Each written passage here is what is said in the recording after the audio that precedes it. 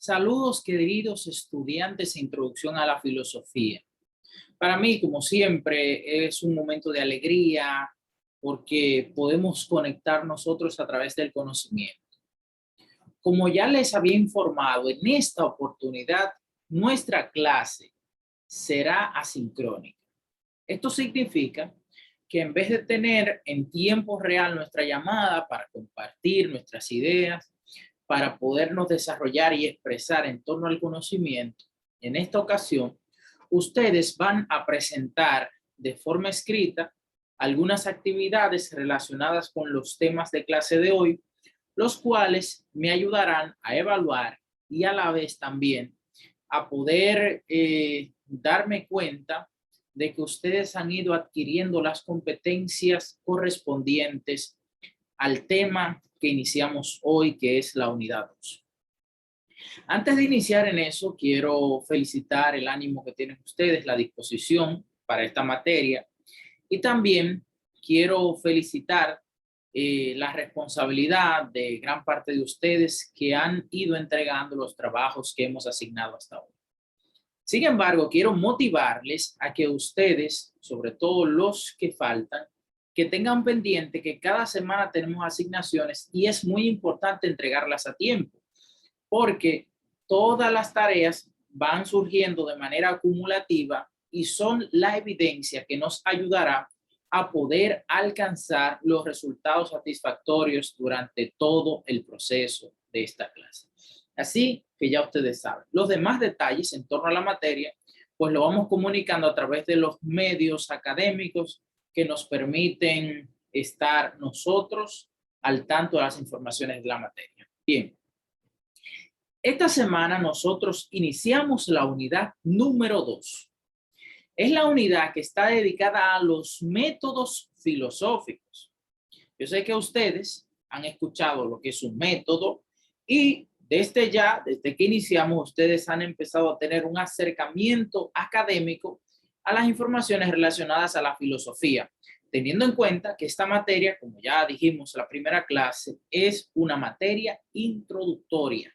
Bien, hoy vamos a mirar los siguientes aspectos. Lo primero es la filosofía, que está en búsqueda de la verdad, que es un método filosófico, la verdad desde el interior, método mayéutico, el encuentro de ideas, el método dialéctico, de lo particular a lo general, el método inductivo, de lo general a lo particular, que es el método hipotético deductivo, método medieval de Occidente, que es el método escolástico, una nueva visión metodológica, un método cartesiano, y la importancia de los sentidos en el método empírico, el giro copernicano de Kant, que es el método trascendental, y las propuestas de Husserl, el método fenomenológico.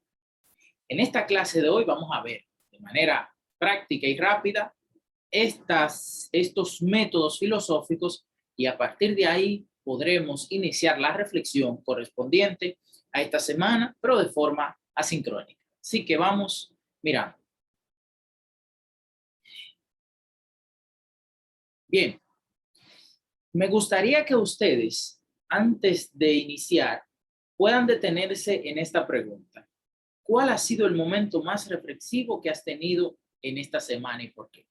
Puedes poner el vídeo en pausa y reflexionar un momentito sobre los acontecimientos relacionados a tu vida.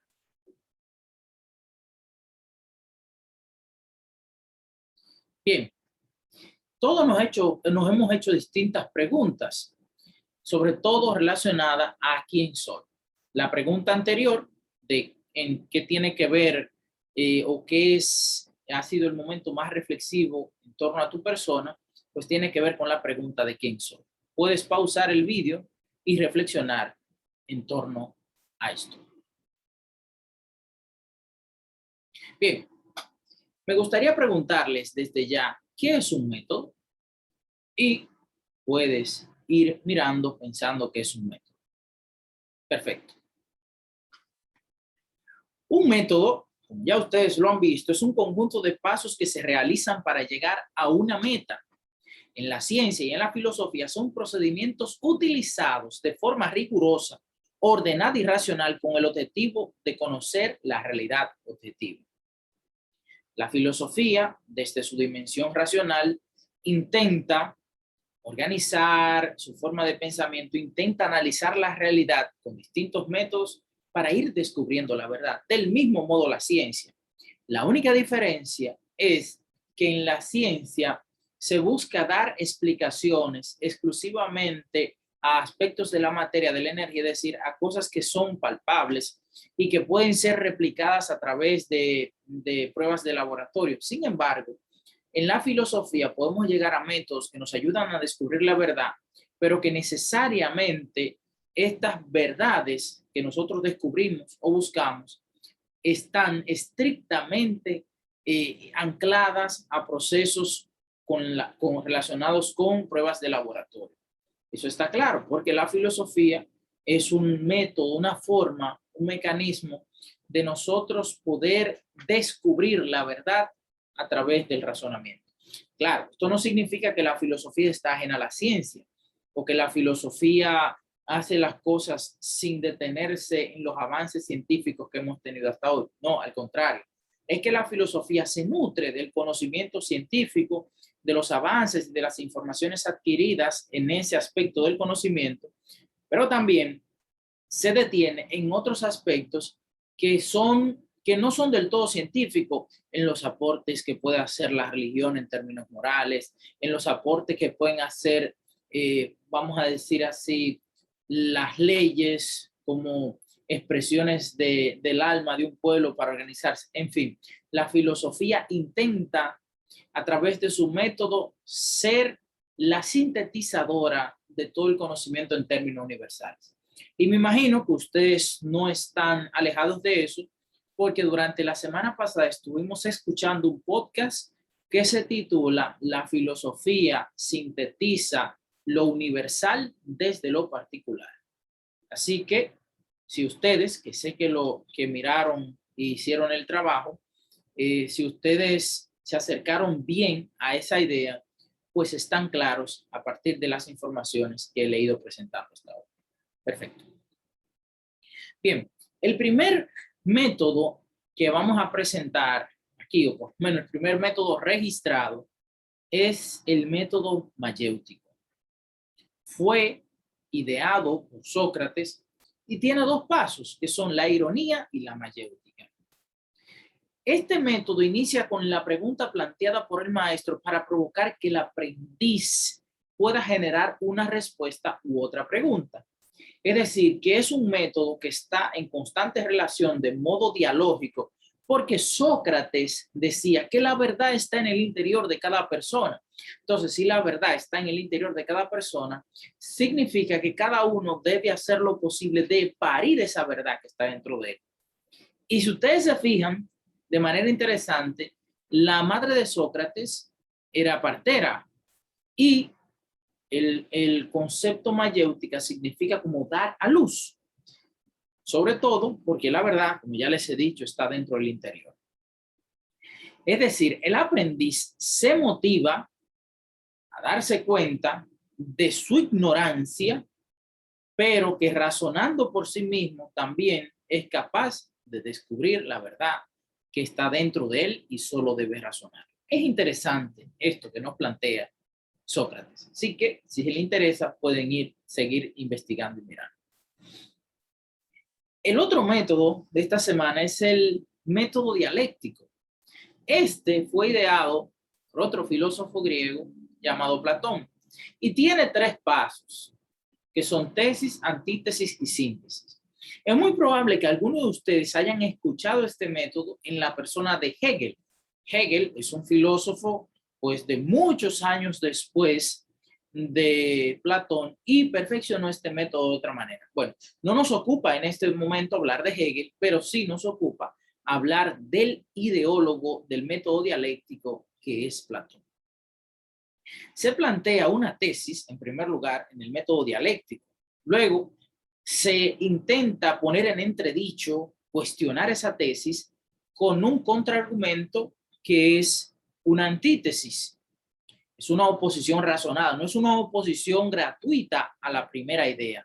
Y entonces, luego de este encuentro de ideas, tanto de la tesis y de la antítesis, se puede llegar a una síntesis. La síntesis puede consistir en una sumatoria o mezcla de la tesis o de la antítesis, como puede ser también la eliminación de una de las dos, porque se entiende que una de las dos puede acercarse o está más próxima a la verdad que la otra.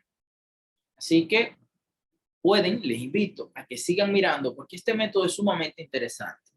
En lo personal, considero que el método dialéctico es fundamental para nosotros evitar sesgarnos en el conocimiento y siempre estar en diálogo con distintos modos de pensamiento y así nosotros poder construir en libertad un pensamiento filosófico sólido y no solo sólido, sino un pensamiento filosófico que pueda ayudarnos a comunicar las distintas cosas a las que nos vamos acercando a través del conocimiento. Bien, el otro método que vamos a ver o estamos viendo esta semana es el método inductivo. Este método lo desarrolló Aristóteles. Si se fijan, los métodos que hemos ido viendo, uno fue desarrollado por Sócrates, otro por Platón y este por Aristóteles. Curiosamente, el nombre de los tres filósofos clásicos por excelencia. Bien, el método inductivo tiene dos pasos, como ya lo han visto, que son las premisas y la conclusión. Lo primero es que analiza los casos desde lo particular a lo general. De manera fácil, pudiéramos partir de la siguiente idea. Si nos planteamos una idea de decir, bueno, todos los estudiantes de filosofía de esta clase les gusta el helado, por iniciar por algo, ¿verdad que sí? Entonces, eso pudiera ser una hipótesis y empezamos a preguntar a cada uno de ustedes, ¿te gusta el helado? Y si la respuesta que van dando uno a uno, cada estudiante es sí, ese análisis particular de cada caso puede ayudarnos a poder hacer una afirmación al final y decir, todos los estudiantes de este grupo les gusta el helado. Pero si por el contrario es no, o se va, como es natural, algunos van diciendo que sí, van diciendo que no, todo este análisis particular de esta pequeñísima encuesta nos ayudará a sacar una conclusión en torno a ese tema. Es decir, que el método inductivo invita a analizar en primer lugar los casos particulares para poder llegar a conclusiones generales. Aunque este método fue diseñado por Aristóteles, quien lo perfecciona más adelante es Francis Bacon, quien entendía que el encuentro del conocimiento a través de lo particular, de la experiencia, es fundamental para el conocimiento. Bacon, sin embargo, le agrega un paso distinto a este método, que son la vendimia, la hipótesis y la comprobación. Es decir, pensar, luego diseñar este razonamiento y finalmente comprobarlo a través del acercamiento particular a cada elemento determinado. Así es. Seguimos. Bien, el otro método que vamos a mirar esta semana es el método hipotético deductivo. También, como el método anterior, este fue inventado, diseñado o iniciado por Aristóteles. Sus pasos también son las premisas y la conclusión. Este, por el contrario del anterior, analiza los casos desde lo general, oigan bien, desde lo general hacia lo particular. Es decir, qué interesante. En vez de ir paso por paso, analizando cada cosa, es primero se diseña una idea macro que sirva como hipótesis, como fuente, para ir a comprobar esa idea general, para ver si esa idea general realmente se puede aplicar, como su nombre lo dice, a la generalidad, valga la redundancia. Bien. En lo adelante, como ya hemos dicho, esta adquirió tres pasos, y si se fijan son hipótesis, deducción de un enunciado y contrastación.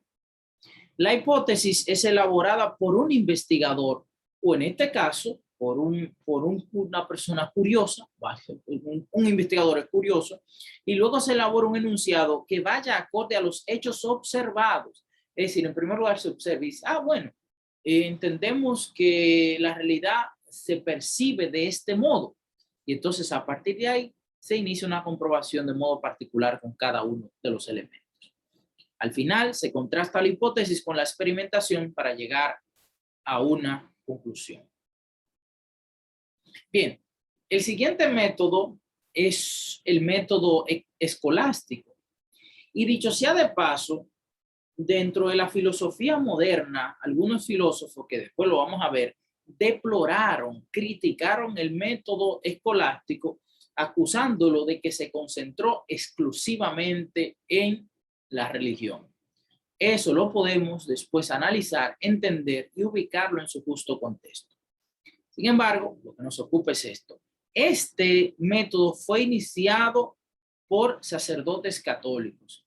Y aunque la diapositiva no lo deja escrito, pero no solo fue practicado por los católicos, sino también por los musulmanes e incluso por algunos grupos de judíos. En el fondo, es un método que se desarrolló en el mundo occidental y que básicamente fue profundizado, repito, fue pensado y fue hecho por los cristianos y los musulmanes. Tiene tres partes este método y están ahí en pantalla, que son lección, cuestiones y exégesis. ¿En qué consiste esto? Lo primero es que la lección es la lectura del contenido, generalmente un contenido de un texto sagrado, ya sea de la Biblia, del Corán. Puede ser también de otros textos de filósofos. Lo segundo es las cuestiones, preguntarse sobre ese texto que está ahí. ¿Qué ideas adquirimos? ¿Qué ideas nos ayudan a profundizar? Y la siguiente es la exégesis, que es la interpretación de manera profunda, racional de eso que se ha dicho. Lo interesante de este método es que, si bien es cierto que los estudiantes que tienen encuentro con el conocimiento pueden descubrir nuevas ideas, pero al final quien tiene la última palabra en el método escolástico es el maestro. Incluso había una frase clásica que se atribuye a la tradición, es magister dixi, es decir, ya el maestro dijo o habló, porque se entendía que el maestro, por su bagaje cultural, su conocimiento de religión, de filosofía, era capaz de interpretar el sentir de los estudiantes y el propio para poder expresar una idea completa del conocimiento esperado. Bien, es importante tener esto en cuenta para que nos ayude a reflexionar. Hay unos personajes que ustedes pueden ir mirando y que probablemente luego también estudiaremos, aunque de forma pequeñísima, que son Anselmo, Tomás de Aquino y Duns Scoto, quienes ayudaron muy avanzada también un poco más a ir durante todo el proceso de la Edad Media, ayudaron sobre todo a la sistematización de todo el pensamiento escolástico. Y a modo de curiosidad, para que sepan, el concepto escolástico viene de la palabra escola, que significa escuela. Es decir, que a nosotros pudiera, vamos a decir, llevarnos a la mente que este método escolástico fue la base para después, sobre esa base, construir el modelo de escuela, sobre todo por la relación maestro-discípulos. Así que pueden ir mirando, que es un método muy interesante. Bien, presenté este mapa por si alguno de ustedes ha estado confundido y no sabe distinguir claramente qué es Oriente de Occidente. ¿Y por qué hago esto? Porque justo el método anterior he presentado que el método escolástico es el método de Occidente, básicamente. Bueno, fíjense, en ese mapa tenemos al lado izquierdo, tenemos al continente americano.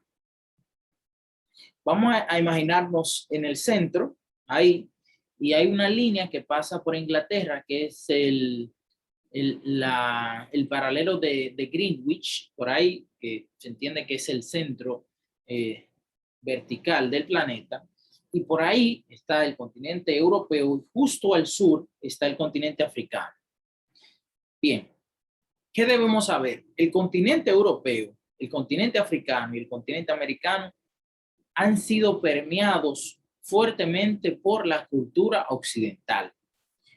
Y eso no tenemos que irnos muy lejos. Las lenguas generalmente occidentales, hay varias, pero las más conocidas por nosotros, el inglés, el francés, portugués, el español, etcétera, que son los que nosotros, por lo menos vivimos en el continente americano, en la República Dominicana, tenemos más acercamiento a estas lenguas. Claro, Australia, la India también tienen ciertas connotaciones del mundo occidental y otros países de Oriente, pero esto para que lo tengamos claro. Es decir, básicamente cuando hablamos de Occidente, nos referimos al continente europeo y todo lo que está relacionado a ellos. No necesariamente hay una línea como tal, absoluta, que divide los países de Oriente y Occidente, porque esto está más relacionado con los aspectos culturales. Para más información, investiguen sobre ello y así se encuentran más ubicados. Bien, seguimos. Ahora viene una cosa interesante. Luego del método escolástico aparece un personaje sumamente interesante, que es René Descartes, quien desarrolla un método que después fue llamado el método cartesiano. Él empezó entendiendo que la duda era el fundamento o la clave para poder desarrollar un conocimiento, una verdad clara y distinta. ¿Por qué esto? Porque toda la seguridad que venía de la Edad Media, pues dejaba las cosas muy asentadas. Las cosas se decían y no se discutían demasiado. Sin embargo, el aporte de Descartes está en esta línea fundamental, es decir, descubrir a través de la duda el conocimiento y poder, repito, presentar verdades claras y distintas. Bien, el método cartesiano tiene 4 pasos. Lo menciono y ustedes lo van mirando.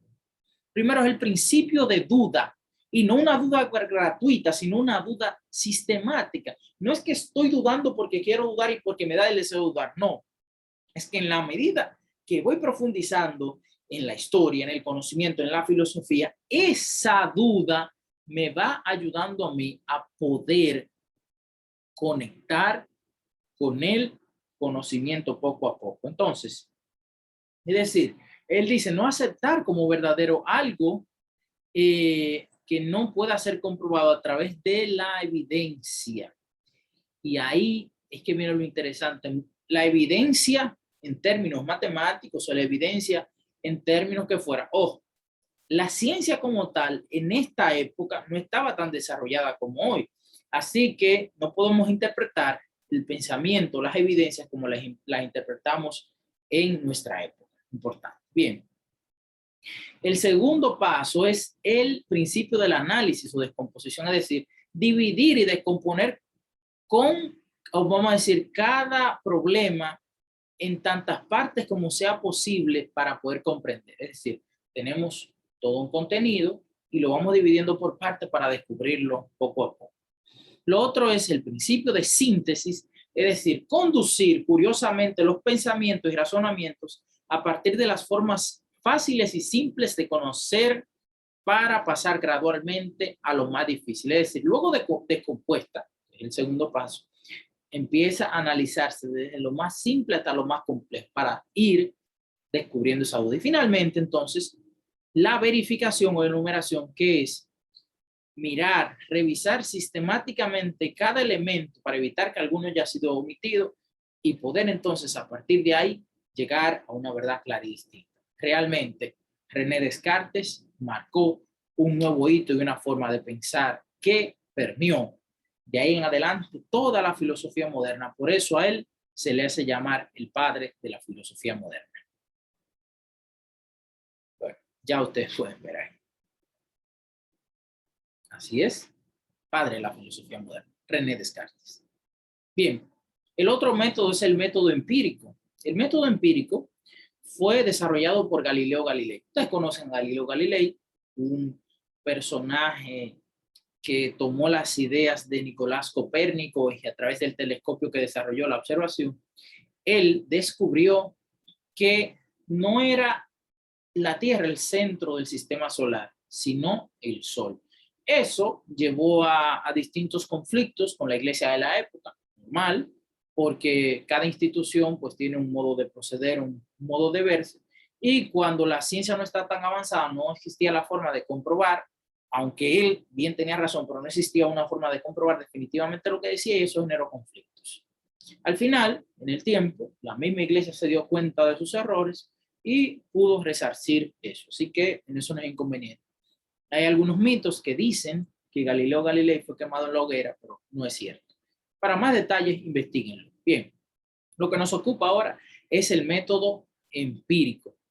Y el método empírico se originó en el pensamiento aristotélico. Sus pasos son observación, experimentación, verificación y comprobación. Si ustedes miran esos pasos, se darán cuenta que esos son la base del método o de los pasos del método científico de hoy.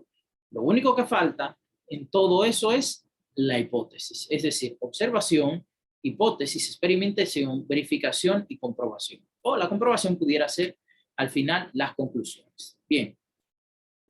Es interesante porque Galileo Galilei agrega un elemento que es que la experiencia es fundamental para el conocimiento. Claro, eso no es exclusivo de él. También los empiristas, John Locke, por mencionar a uno, como uno de los precursores del empirismo, o Hobbes también, como precursores del empirismo, pudiéramos decir que asentaron la base para entender esto. Lógicamente, la ubicación en el estilo y la forma, pues no es el mismo. Pudiéramos también analizar todo esto. Es decir, lo que presenta Galileo Galilei es que la experiencia es fundamental para el conocimiento. Y la experiencia, no la experiencia y la vivencia personal, interpretación personal, sino aquella que puede ser comprobada a través de los mecanismos científicos. Ay, ay, ay, ay, ay. Immanuel Kant. Immanuel Kant presentó el método trascendental. Y este método trascendental se considera que es el giro copernicano de la filosofía. Y tiene tres pasos, que es a priori la idea que tenemos antes de la experiencia, que son las ideas que vamos adquiriendo a través de los sentidos, y a posteriori, que es la combinación, lo interno y lo externo para llegar a las conclusiones, es decir, la combinación de las ideas pre-experiencia con las ideas de la experiencia para poder construir unas ideas post-experiencia. Es interesante porque Kant termina todo el conflicto entre el pensamiento racionalista y el pensamiento empirista y dice, ciertamente hay juicios que se descubren a través de la razón, juicios a través de la experiencia y todos estos juicios constituyen, ayudan a desarrollar el conocimiento. No es tan simple como lo presento, pero para una introducción pienso que es la forma más fácil de expresar. Immanuel Kant. A modo de curiosidad, Kant sirvió de modelo a otros pensadores posteriores que fueron desarrollando métodos y que desde el criticismo pues cambió el modo de ver la filosofía e inspira a razonar de un modo más profundo, intentando llegar a las bases de todas las cosas. Así es, Immanuel Kant. Bien, finalmente, el método que tenemos para concluir esta clase es el método fenomenológico. Edmund Husserl, quien presenta un método del fenomenológico con los siguientes pasos, que es la reducción fenomenológica, la reducción eidética, reducción trascendental y la relación entre el mundo y la subjetividad.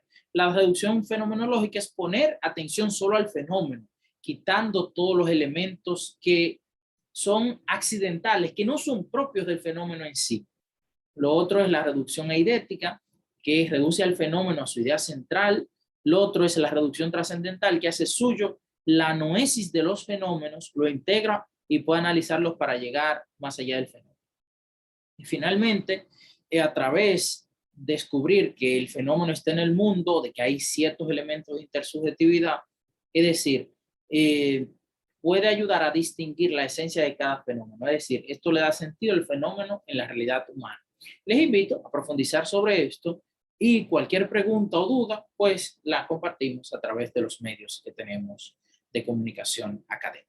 Bien, estudiantes, esto es lo que nosotros tenemos para esta semana, para nosotros profundizar sobre esta clase. Sin embargo, quiero hacer algunas observaciones para que estemos claros. Bien, las observaciones siguientes son estas. Ojo con las tareas, no son necesarias las hojas de presentación porque la plataforma me dice quién entrega los trabajos y todo lo que tiene que ver con su matrícula y todo eso. Tener claro el manejo del formato y la elegancia del trabajo. O sea, ya al nivel que ustedes están, a nivel universitario, no es necesario que yo les diga que los trabajos tienen que estar bien organizados, que tienen que seguir un formato y todo eso, sino que deben tenerlo claro ustedes. Lo otro es cuidado con plagiar cuestiones de la internet, porque reviso los trabajos con detenimiento y algunos que los veo demasiado elaborados y que no veo citas, entonces los paso por antiplagio. Casi todos los trabajos, pero algunos me llaman más a la atención porque ya por la experiencia, mirando cierto contenido y algunas ideas y conceptos que no son propios de un iniciador en la filosofía, un iniciado en la filosofía, pues puede uno invitar a pensar. Así que, por lo tanto, invito a citar los contenidos. Otro, atender los encabezados. ¿Qué piden las preguntas? ¿Qué piden los encabezados? Y fíjense que cada tarea tiene el valor asignado. Y dentro de todo eso, pues están las rúbricas para las correcciones. Finalmente, les invito a ustedes a resumir las ideas centrales de esta clase, analizar y tener en cuenta que prontamente vamos a tener una primera evaluación o primer parcial. Finalmente, les dejo con una frase que es: el camino del conocimiento lo recorremos en equipo. Nadie es dueño de la verdad la vamos descubriendo todos, relacionándonos con el conocimiento, dialogando, descartando opiniones, aceptando opiniones, construyendo, porque entre todos, ustedes, yo, la sociedad, de forma intersubjetiva y de forma objetiva, vamos descubriendo la verdad. Muchas gracias, queridos estudiantes, mucho ánimo y adelante.